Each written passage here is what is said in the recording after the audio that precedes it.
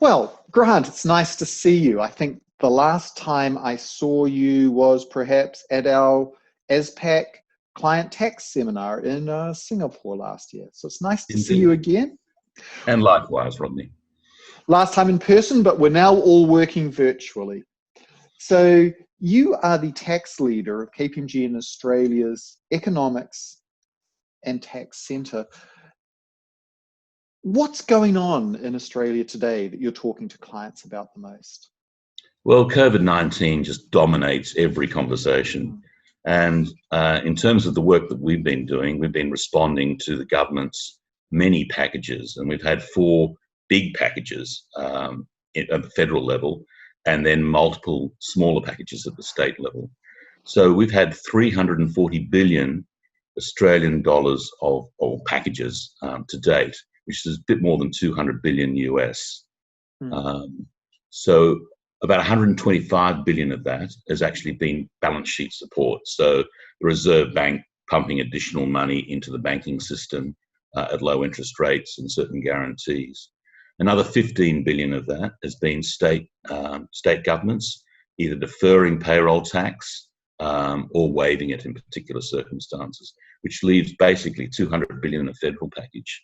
And 130 billion of that was announced on Monday, that's the 30th of March, and it's a wage subsidy.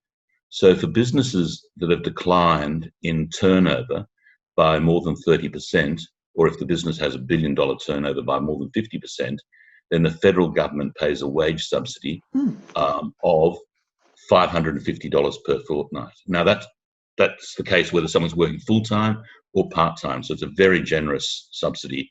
And the idea here is to try and keep employees connected to their employers, and whilst they might be stood down for a period of time, not retrenched. So that's the motivation behind that. We've also had 30 billion for small and medium businesses in terms of a cash boost supplement, and that's a minimum of $20,000, a maximum of $100,000, but based on payroll that these small and medium businesses pay. We have had a doubling of unemployment benefits, so that's cost another 20 billion. We have an instant asset write-off mechanism to try and encourage businesses to spend more on capital equipment, and the rest is basically health measures put in place. We're not doing too badly in terms of COVID. We've got 5,200 odd cases reported.